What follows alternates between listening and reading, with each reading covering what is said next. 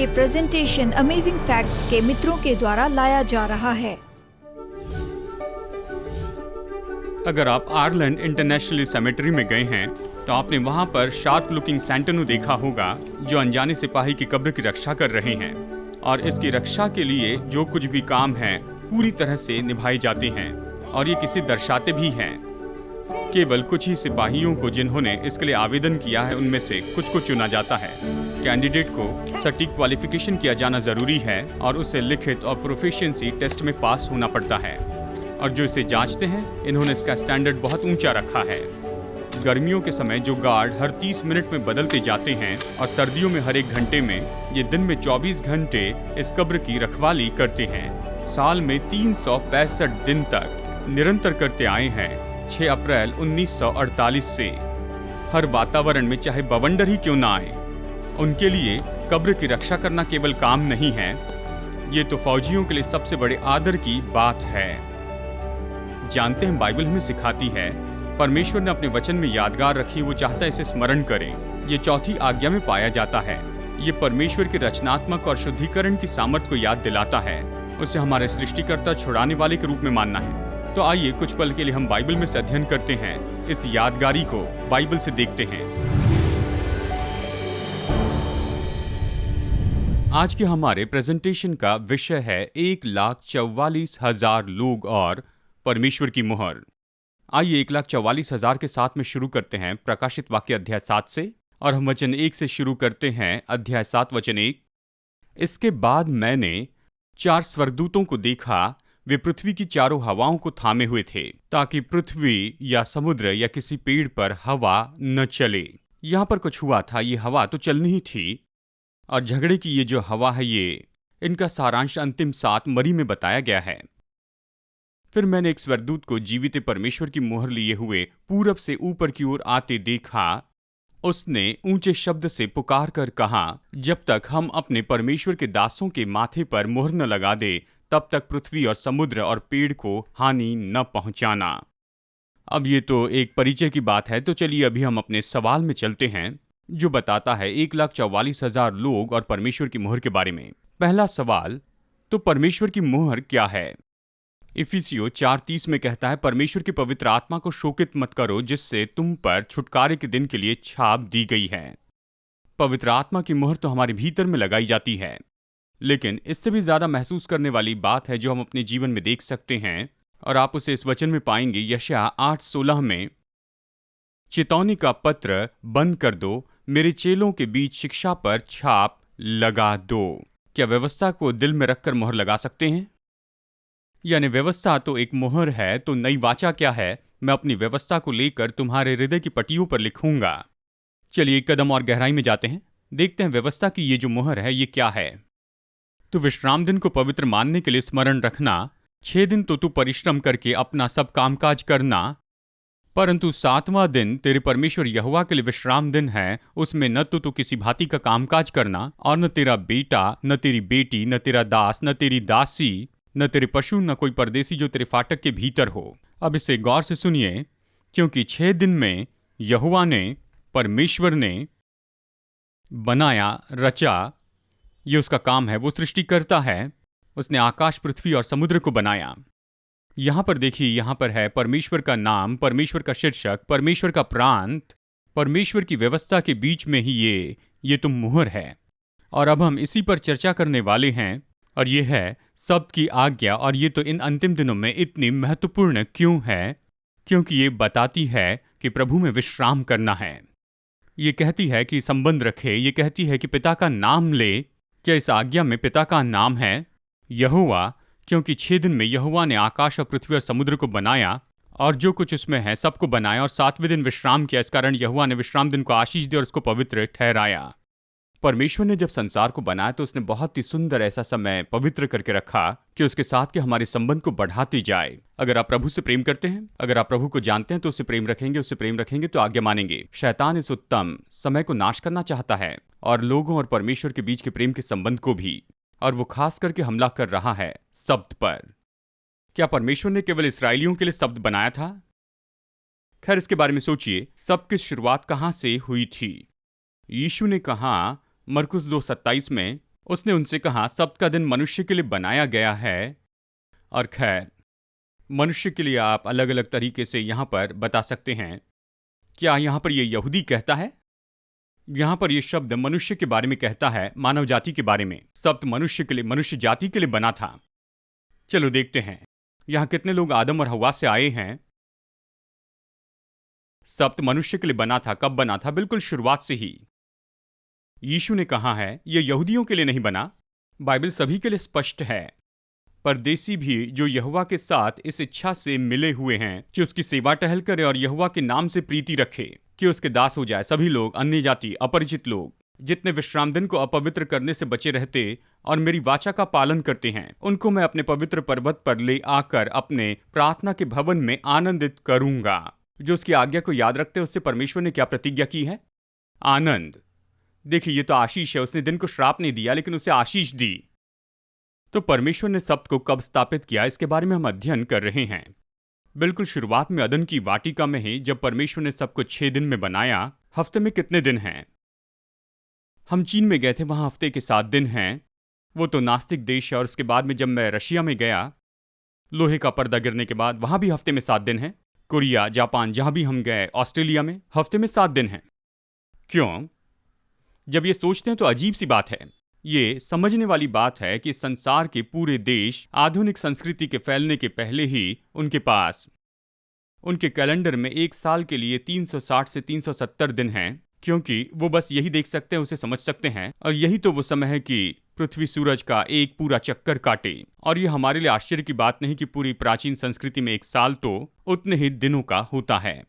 और महीने के बारे में भी कोई चौंकाने वाली बात नहीं है, क्योंकि ये लूनर साइकिल है। महीना शब्द चांद से आया।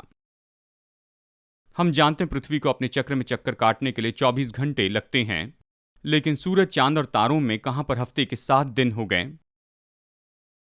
कहीं नहीं। बस संसार 7 दिन के हफ्ते के बारे में जान सकता है, वो है कि आदि में परमेश्वर ने आकाश और पृथ्वी की रचना की। और ये सब कुछ बाइबल से ही आता है। क्यों 7 है, 6 क्यों नहीं? 6 दिन में सब कुछ खत्म किया तो 7वां दिन क्यों है? कहां काम पूरा नहीं हुआ? जो कुछ मैंने 6 दिन में बनाया, उसका तुम आनंद नहीं ले सकते जब तक 7वें दिन को याद न रखो, क्योंकि तुम्हें मेरे साथ में विश्राम करना होगा। अपने संबंध को नया बनाना होगा कि तुम बाहर जाकर काम करो और अपने स्वर्गलोक का आनंद उठाओ। यह उसकी सिद्ध इच्छा का भाग है। उसने दिन बनाया कि उसके साथ के प्रेम के संबंध को बढ़ा सके। यूं आकाश और पृथ्वी और उसकी सारी सेना का बनाना समाप्त हो गया। और परमेश्वर ने 7वें दिन को आशीष दी और पवित्र ठहराया, क्योंकि उसमें उसने सृष्टि की रचना के अपने सारे काम से विश्राम लिया। यहां पर देखिए, बहुत सी बातें उसने की। सप्ताह का कौन सा दिन सप्त का है? यहां पर बहुत से लोग चौंक जाते हैं। क्या पहला दिन है, तीसरा दिन है? बाइबल कहती है। खैर, यहां पर उत्पत्ति अध्याय 2 से इस वचन को मैं फिर से दोहरा रहा हूं और मैं कुछ बताना चाहता हूं। परमेश्वर ने अपना काम जिसे वो करता था 7वें दिन समाप्त किया। परमेश्वर ने अपने किए हुए सारे काम से 7वें दिन विश्राम किया और कहता है परमेश्वर ने 7वें दिन को आशीष दी और पवित्र ठहराया। बाइबल में परमेश्वर ने पहली बार एक संख्या के बारे में 3 बार कहा। यह संख्या क्या है? 7वां दिन, 7वां दिन, 7वां दिन। शायद आप कहें मैं थियोलॉजी बना रहा हूं, लेकिन ये तो मेरे लिए निश्चय ही दिलचस्प बात है कि उत्पत्ति में शुरुआत में ही परमेश्वर ने कहा 7 7 7, और बाइबल की आखिरी किताब कहती कि 6 6 6 नहीं लेना। यानी एक संख्या तो परमेश्वर की है और 6 संख्या तो मनुष्य की है। राजा नबूकदनेस्सर सोने की मूर्ति बनाता है, 60 फीट ऊंची, 6 फीट चौड़ी, शायद 6 चौड़ी 6 गहरी, 60 फीट ऊंची, 6 6 6। कहां सब उसको दंडवत करेंगे? परमेश्वर ने अपने पवित्र शब्द के महत्व को किस तरह प्रकट किया? ये पास्टर डग का शब्द नहीं, ये यहूदियों का शब्द नहीं, ये परमेश्वर का शब्द है। वो कहता है तो विश्राम दिन को पवित्र मानने के लिए स्मरण रखना। यहोवा ने विश्राम दिन को आशीष दी और उसको पवित्र ठहराया। और एक बार मैं ऐसी ही सभा कर रहा था। ऐसी सभा में वहां पर बहुत से लोग आए थे और ये पास्टर वहां पर थे। और सभा में उन्होंने बीच में कहा भाई डग, ये नैतिकवाद है, आप लोगों को कामों के बंधन में वापस डाल रहे हैं। मैंने कहा मैं सबकी आज्ञा के बारे में बता रहा हूं कि आपको विश्राम करना, और आप कह रहे हैं कि नहीं, आपको काम करना है। मैंने कहा विश्राम। उन्होंने कहा अब हम व्यवस्था के अधीन नहीं रहे। और वहां पर सभा के बीच में वो और मैं आपस में बात करने लगे और मुझे उनके साथ में बातें करना पड़ा। तो आपको लगता है हमें 10 आज्ञाएं माननी है? उन्होंने कहा नहीं, वहां पर उनके कुछ सदस्य थे, अजीब तरीके से वो देखने लगे। उन्होंने कभी कुछ नहीं सुना। उन्होंने कहा, हाँ खैर इसमें चौथी आज्ञा भी है, आज्ञा है। फिर उन्होंने कहा 9 आज्ञाएं हैं। और मैंने उनसे कहा कि आप मुझसे ये कह रहे हैं कि हमें एक आज्ञा को भूल जाना है, और ये एक ही आज्ञा है जो ये कहती है कि स्मरण रखना। ये मेरे समझ के बाहर की बात है। तो कहीं मत जाइए दोस्तों, कुछ ही पल में हम आज के प्रेजेंटेशन को लेकर लौट आएंगे। क्या कभी आप भूल गए अपनी वेडिंग एनिवर्सरी, आउच, या कोई और दूसरा मौका? ये सच में शर्मसार करने वाला है कि अगर आप जन्मदिन भूल जाते हैं। अगर मैं आपको ये बताऊं कि परमेश्वर के लिए एक विशेष दिन है जिसे लगभग पूरा संसार भूल गया है, सच में ये तो मनुष्य के इतिहास में एक महत्वपूर्ण ऐसा दिन है, और इसे भूल जाना आपके जीवन पर बड़ा प्रभाव डाल सकता है। क्या आप इस दिन के बारे में और जानना चाहते हैं? इसलिए मैं आपसे निवेदन करता हूं कि अमेजिंग फैक्ट्स की ओर से आंखें खोलने वाले स्टडी गाइड को आप मंगवाएं, इतिहास का खोया हुआ दिन। आप चकित हो जाएंगे कि ये अद्भुत सच्चाई आपसे इतने समय तक क्यों छिपी रही, और जब आप इसे स्मरण करने लगते हैं तो यह आपके और आपके परिवार के लिए क्या अर्थ रखता है। अपनी फ्री कॉपी मंगवाने के लिए स्क्रीन के नंबर पर फोन कीजिए और ऑफर नंबर 207 मंगवाइए, या वेब एड्रेस पर जाइए। इस अद्भुत स्रोत को पढ़ने के बाद में अवश्य इसे अपने मित्रों को जरूर दें। तो चलिए आज के प्रेजेंटेशन में लौट कर चलते हैं और प्रभु के वचन से कुछ अद्भुत तथ्य देखते हैं। उसने कहा सबको स्मरण रखना, ये कहता सबको आशीष दी, और फिर यहाँ पर उसने कुछ किया, खास तरीके से विश्राम किया, आशीष दी और उसे शुद्ध किया, उसे पवित्र बनाया, और उसने एक दिन को निश्चित किया। उसने ये नहीं कहा कि एक दिन सबका मनाना, ये नहीं कहता परमेश्वर ने उस दिन को आशीष दी और कहा कि तुम्हें जो चाहिए चुन लेना, मैंने इस दिन को आशीष दी है, मैं इस दिन तुमसे मिलूंगा। हम अपना दिन नहीं चुनते, ये आज्ञा है। ये नहीं कहता एक 7वां दिन, ये कहता एकमात्र 7वां दिन। कौन से दिन को यीशु ने पवित्र रखा? देखिए, विश्वासी तो यीशु के पीछे चलते हैं। क्या आप समझ रहे हैं? फिर वो नाजरत में आया जहां पाला पोसा गया था, और अपनी रीति के अनुसार अपने नगर में आया। और अपनी रीति क्या 1 या 2 बार की थी या हमेशा की थी? और अपनी रीति के अनुसार सब्त के दिन आराधनालय में जाकर पढ़ने के लिए खड़ा हुआ। यीशु चर्च में नियमित रूप में गया। चर्च या आराधनालय एक ही शब्द है। सब्त के दिन उसने अपनी बाइबल पढ़ी। हमारे लिए अच्छा विचार है कि यीशु ने जो किया वो हम भी करें। क्या आप बता सकते हैं यीशु ने कहां पर कहा कि इसे नहीं करना है? अब पौलुस के बारे में क्या, जो कि एक बड़ा प्रेरित है, जिसने आधा नया नियम लिखा है, सब्त के बारे में पौलुस की परंपरा क्या थी? कहता है पौलुस अपनी रीति के अनुसार उनके पास गया और 3 सब्त के दिन पवित्र शास्त्र से उनके साथ वाद विवाद किया। पौलुस की रीति के अनुसार उसने किया। केवल तब नहीं जब वो यहूदियों से बातें कर रहा था, उसने यूनानियों के साथ यही किया। प्रेरित 18:4 में कहता है वो हर सब्त के दिन आराधनालय में वाद विवाद करके यहूदियों और यूनानियों को भी समझाता था, यानी यहूदी और अन्य जाति। यानी उसने ये सभी के लिए किया। यानी मैं विश्वास करता हूं ये तो ऐसा तरीका है जो मसीह के समय में आप देख सकते हैं, जो यीशु ने किया, प्रेरितों ने किया। क्या यीशु ये चाहता था कि लोग इस शब्द को माने, लोगों के पापों के लिए मरने के बाद भी? यहाँ पूरे इतिहास में अंतिम दिनों में आप इस भविष्यवाणी को देख सकते हैं जो यीशु बताता है जगत के अंत के बारे में मत्ती 24 में, और क्लेश के समय के बारे में बताता है और कहता है प्रार्थना किया करो कि तुम्हें जाड़े में या सब्त के दिन भागना न पड़े। यानी अब लोगों को सबको मानने की जरूरत ही नहीं, तो फिर वो इस तरह से क्यों कह रहा है? शायद वो जानता था कि वो उसे नहीं मानेंगे। प्रकाशित वाक्य 14 में देखिए, याद रखिए 1,44,000 प्रकाशित वाक्य 14 में हैं। अगर वचन 7 देखते हैं, यहाँ स्वर्गदूत घोषणा करता है उसका भजन करो जिसने स्वर्ग और पृथ्वी और समुद्र और जल के सोते बनाए हैं। जानते हैं ये तो ली गई है सब्त के बारे में उस चौथी आज्ञा से, क्योंकि 6 दिन में परमेश्वर ने आकाश और पृथ्वी और समुद्र बनाए।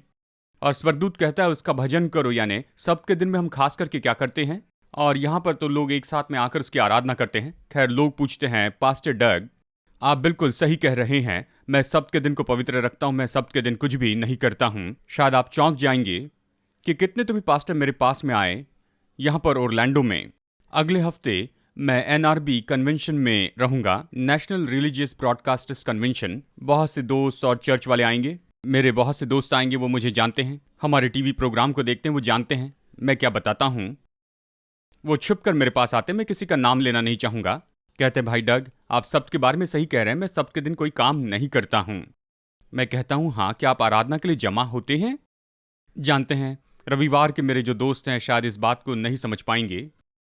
जानते हैं, बाइबल कहती है लेव्यवस्था 23 में कि सब तो पवित्र रूप में एक साथ जमा होना है। जानते हैं कन्वेंशन क्या है? एक साथ जमा होना, इकट्ठे होना, एक साथ आना, यानी प्रभु के लोग प्रभु की आराधना के लिए एक साथ आते हैं। ये प्रभु के साथ अच्छा समय बिताने का समय है। क्या बाइबल ये सिखाती है कि परमेश्वर के अंतिम समय के लोग सब्त के यानी 7वें दिन को पवित्र बनाए रखेंगे?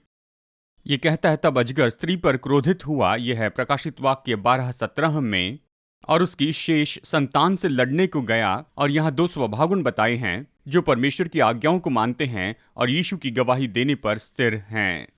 आप प्रकाशित वाक्य 14:12 में पढ़ सकते हैं, वही वचन है, पवित्र लोगों का धीरज इसी में है जो परमेश्वर की आज्ञाओं को मानते और यीशु पर विश्वास रखते हैं। यानी आप पूरे प्रकाशित वाक्य में से देख सकते हैं। हाँ, अब सभी लोग आज्ञाओं को कभी न कभी तो मानते हैं। ज्यादातर लोग सोते हुए इसे मानते हैं। आप जेल में जाइए, बहुत से आज्ञा मानने वाले लोग मिल जाएंगे। प्रभु उन्हें ढूंढ रहा है जो इन सब पर विश्वास करे और परमेश्वर के अनुग्रह के द्वारा वो इसे अच्छे से करे। केवल सुनने वाले नहीं, लेकिन इसे करने वाले बने। बाइबल कहती है अगर कोई भी एक आज्ञा को तोड़ता है तो वो सभी के लिए दोषी ठहराया गया।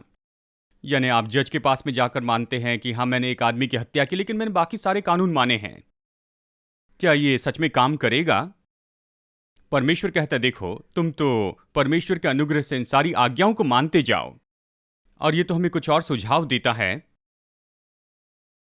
ये कहता है धन्य वे हैं जो उसकी आज्ञाओं को मानते हैं, क्योंकि उन्हें जीवन के वृक्ष के पास आने का अधिकार मिला और वे फाटकों से होकर नगर में प्रवेश करेंगे। 22:14। क्या सब उद्धार पाए हुए लोग स्वर्ग में शब्द को मानेंगे? मुझे लगता है आप यहां पर पढ़ सकते हैं यशायाह अध्याय 66 वचन 22 और 23 में। यह कहता है, क्योंकि जिस प्रकार नया आकाश और नई पृथ्वी जो मैं बनाने पर हूं मेरे सम्मुख बनी रहेगी, उसी प्रकार तुम्हारा वंश और तुम्हारा नाम भी बना रहेगा।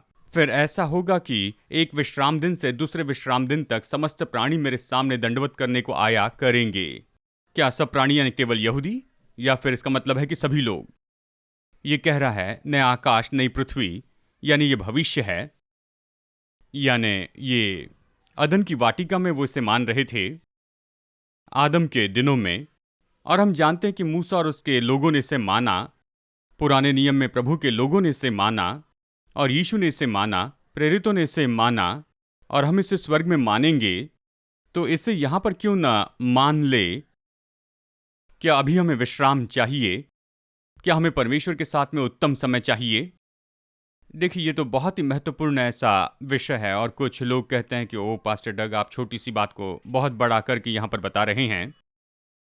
और ये बात तो मुझे बड़ी अजीब सी दिखाई देती है और मैं सच में इस पर विश्वास नहीं करता हूँ। मैंने बस यही कहा, प्रभु मैं तेरे पीछे चलना चाहता हूँ, बाइबल का पालन करना चाहता हूँ। शायद ये विख्यात ना हो, पर मैं विश्वास योग्य रहूँगा। मैं जानता हूँ जब हम आराधना करते मेरे भाइयों के साथ और बहनों के साथ में, इन सभी कलीसिया के साथ में, कि मैं इस शहर में किसी भी चर्च में जा सकता हूँ और अगर वो मुझे न्योता दे तो वहाँ पर मैं जाकर सिखा सकता हूँ कि अपने माता पिता का आदर करें। तो कहते हैं आमेन आमेन। अपने नौजवानों को देखकर कहते हैं आमेन। उनको पसंद आएगा। मैं संदेश दे सकता हूँ कि तू हत्या न करना।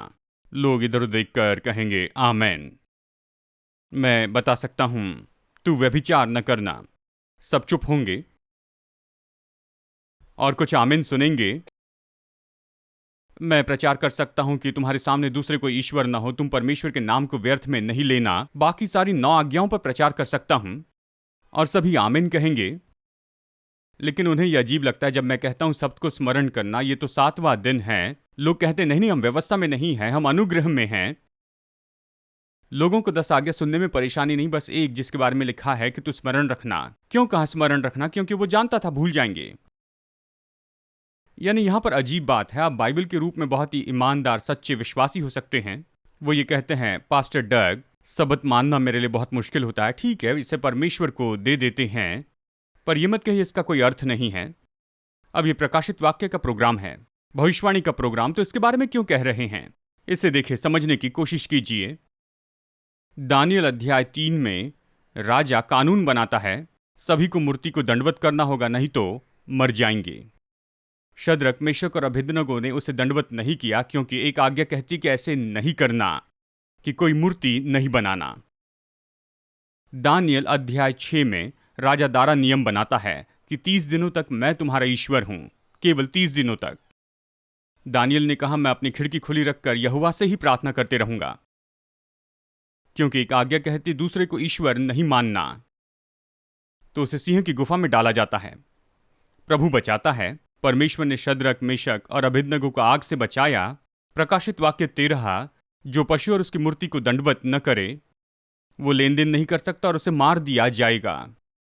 अगर हम नहीं जानते कि व्यवस्था कितनी महत्वपूर्ण है, तो हम में दानियल के जैसे विश्वास कैसे होगा, या शद्रक, मेशक, अबेदनगो जैसे विश्वास होगा? हम समझौता करने वाले दूसरे लोगों के जैसे होंगे और कहेंगे प्रभु प्रभु, लेकिन प्रभु की बातों को वो करते नहीं हैं। इसलिए ये तो निश्चय मायने रखती है, शैतान बहुत चालाक है।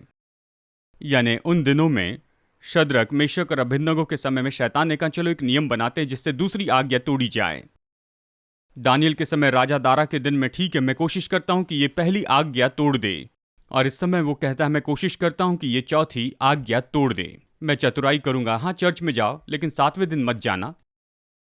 यानी यहां पर हर तरह से कोशिश करता है दानियल जैसे ही दूसरे ईश्वरों को दंडवत नहीं करना, बस केवल 30 दिन छोड़कर, बस अपनी खिड़की बंद कर लेना और अपनी ज्योति 30 दिन चमकने नहीं देना। देखिए शैतान बहुत चालाक है, लेकिन आज्ञा तो आज्ञा है। क्या हम इस बात के बारे में निश्चित है कि आधुनिक शनिवार, जिसे हम कहते हैं, क्या वो सब्त का दिन है जिसे यीशु ने माना था? लोग कहते हैं पास्टर डग कैलेंडर बदल गया। हम कैसे जाने ये कौन सा दिन था? बाइबल में पढ़िए, ये स्पष्ट है। उदाहरण के लिए लूका अध्याय 23 वचन 54 में हम पढ़ते हैं, लूका के अंत में ये कहता वो दिन जब मसीह क्रूस पे चढ़ाया गया। ये तो तैयारी का दिन था जिसे हम शुक्रवार कहते हैं, जिसे गुड फ्राइडे कहते हैं। सप्त आरंभ होने पर था, तब उन्होंने लौटकर सुगंधित वस्तुएं और इत्र तैयार की और सप्त के दिन उन्होंने आज्ञा के अनुसार विश्राम किया। लूका निजाती से था, तो वो क्यों कहता है कि आज्ञा के अनुसार उन्होंने सप्त के दिन विश्राम किया, जबकि यीशु ने कहा कि सप्त को मानना नहीं होगा? तो फिर कैसे चेले ये सोचते कि सप्त महत्वपूर्ण नहीं है? क्योंकि ये तो बहुत ही महत्वपूर्ण था कि हालांकि यीशु तो मर चुका था और वो बातें नहीं कर रहा था। उन्होंने एक दूसरे की ओर देखकर कहा सूरज ढल रहा है और सप्त शुरू होने के पहले हम इसके शरीर को इत्र नहीं लगा सकते हैं, चलो इसे अच्छे से ढांकते हैं, कब्र में रखते हैं और फिर रविवार की सुबह को हम लौट आएंगे और फिर हम घर में जाकर आज्ञा को मानेंगे। चेलों को ये विचार कहां से आया कि यीशु के लिए ये कोई मायने नहीं रखता है? ये उनके लिए बहुत महत्वपूर्ण था, यीशु के लिए महत्वपूर्ण था। वो वहां पर अपने काम को भी पूरा नहीं कर पाए क्योंकि सब्त का दिन आ रहा था, और हफ्ते के पहले दिन आए काम पूरा करने के लिए प्रभु की स्तुति, स्वर्गदूत ने पत्थर लुढ़का दिया, मसीह जी उठा, और वो पहला दिन था। कौन सा था? ईस्टर संडे, यानी शुक्रवार का दिन तो तैयारी का दिन है। फिर सब्त का दिन, आपको याद है यीशु सब्त के एक दिन पहले मरा, मनुष्य जाति का उसने उद्धार किया। हमारे महायाजक के रूप में काम करने के लिए रविवार के दिन वो जी उठा। यीशु ने मृत्यु में भी सब्त को माना है। सब्त की आज्ञा में कौन सी आशीष की प्रतिज्ञा की गई है? यीशु ने कहा, हे सब परिश्रम करने वालों और बोझ से दबे हुए लोगों मेरे पास आओ और मैं तुम्हें विश्राम दूंगा। यानी परमेश्वर की हर एक आज्ञा में यहां पर व्यवस्था की बात है, व्यवस्था के शब्द, और हमने देखा व्यवस्था की आत्मा। व्यवस्था का शब्द है व्यभिचार न करना, व्यवस्था की आत्मा कहती है इसे अपने दिल में बिल्कुल नहीं सोचना। व्यवस्था का शब्द है हत्या नहीं करना, तो हत्या नहीं करना। व्यवस्था की आत्मा बिना किसी कारण से अपने भाई या बहन के ऊपर क्रोधित न होना। व्यवस्था का शब्द तू झूठी साक्षी न देना। व्यवस्था की आत्मा तुम्हारी हाँ हाँ हो और ना ना हो, अपने दिल में ईमानदार हो जाए। कई लोग बॉडी लैंग्वेज के द्वारा भी झूठ बोलते हैं, कहता ईमानदार हो। व्यवस्था का शब्द शब्द का दिन मानना, इसे पवित्र रखना। व्यवस्था की आत्मा है कि मेरे पास आओ और मैं तुम्हें विश्राम दूंगा। और जैसे लोग परमेश्वर की आराधना करने के लिए एक साथ जमा होते हैं हर एक सब्त के दिन, तो विश्राम आता है। ये हमें याद दिलाता है कि ये परमेश्वर है जिसने हमें बनाया है, और जानते उद्धार इसके बारे में है कि मैं तुम्हारे अंदर नया हृदय उत्पन्न करूंगा। बाइबल कहती है कि देखो सब पुरानी बातें बीत गई है, सब कुछ नया हो गया है। हम मसीह यीशु में नई सृष्टि हैं। क्या आज हमें विश्राम दिन की ज़रूरत है? क्या हमें आराधना के दिन की ज़रूरत है? और क्या परमेश्वर ने यह कहा है कि मैंने एक खास दिन को निश्चित करके आशीष दी है? क्या ये कहना सही होगा, प्रभु तूने चुना हुआ दिन मुझे नहीं चाहिए, मैं अपने लिए खुद चुन लूंगा? आधारित है कौन परमेश्वर है, आप या वो। जो प्रभु कहता है कि हम करते हैं, उसने कहा मैंने 7वें दिन तुम्हारे साथ मुलाकात निश्चित की है। यदि तुम मुझसे प्रेम करते हो तो साबित करो, तुम मेरी आज्ञाओं को मानो। मैं जानता हूं बहुत से लोग इसके बारे में यही सोच रहे हैं, आपके मन में यही विचार आ रहा है, प्रकाशित वाक्य पर बहुत कुछ सिखा सकते हैं। ये दिलचस्पी की बात है। लोग जानना चाहते हैं, वो कहते हैं पास्टर डग बताइए ये युग कब शुरू होगा, प्रकाशित वाक्य में इस चिन्ह का मतलब क्या है और उस चिन्ह का मतलब क्या है। ये बहुत दिलचस्प है, बहुत ही दिलचस्प है। लेकिन इस प्रेजेंटेशन में ये अलग बात है। लोग सबकी सच्चाई को जानकर कहते हैं वो मेरे समय पर असर डालेगा, ये मेरे जीवन पर असर डालेगा, समय सारणी पर असर डालेगा। मेरे पिताजी मेरे बचपन में करोड़पति थे, बहुत पैसा था, वो व्यस्त थे। मैं पिताजी के साथ समय चाहता था और वो कहते डग मैं बिजी हूं, मुझे बहुत कुछ करना है, $5 लेकर फिल्म देखने जाओ। उनके लिए मुझे पैसे देना आसान था, टिप देना अपने समय से भी बढ़कर। कई बार हम कहते ओह हाँ, प्रभु की स्तुति। जब समय देते हैं तो साबित करते हैं कि वही आपका परमेश्वर है। इसलिए विषय इतना गंभीर विषय है क्योंकि इसका संबंध है कि क्या वो हमारा परमेश्वर है। यीशु ने कहा यदि तुम मुझसे प्रेम रखते हो तो मेरी आज्ञाओं को मानोगे। वो आपको आशीष देना चाहता है दोस्तों, आमेन। अब ये तो परमेश्वर की आज्ञा है, कहता स्मरण रखो 7वें दिन को, एकमात्र 7वें दिन को। ये तो परमेश्वर की मुहर है क्योंकि यहाँ परमेश्वर की व्यवस्था के बीच में वहाँ परमेश्वर का नाम है, यहाँ पर पवित्र शब्द है, यहाँ पर आराधना का संबंध है और यहाँ पर समय है। 10 आज्ञाएं 2 भागों में विभाजित है।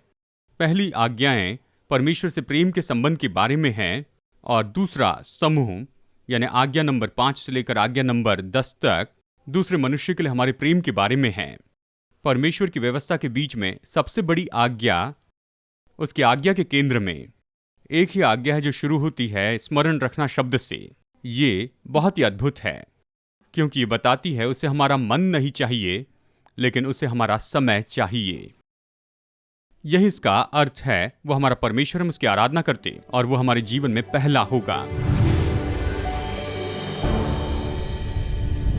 क्या पर्याप्त अमेजिंग फैक्ट्स बाइबल अध्ययन नहीं मिल सका? अधिक सच्चाई से भरे कार्यक्रमों का आनंद लेने के लिए आपको अगले सप्ताह तक प्रतीक्षा करने की आवश्यकता नहीं है। Amazing facts India media library AFTV.in पर जाएं। AFTV.in पर आप सीधे अपने कंप्यूटर या मोबाइल यंत्र से कई भाषाओं में वीडियो प्रस्तुतियों के साथ साथ मुद्रित सामग्री का आनंद दिन के 24 घंटे सप्ताह के 7 दिन ले सकते हैं। AFTV.in पर जाएं।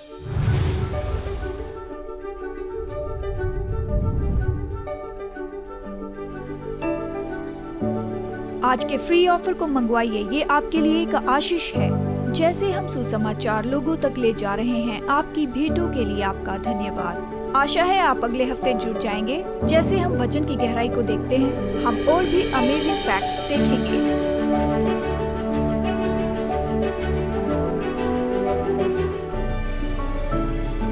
ये प्रेजेंटेशन अमेजिंग फैक्ट्स के मित्रों के द्वारा लाया गया।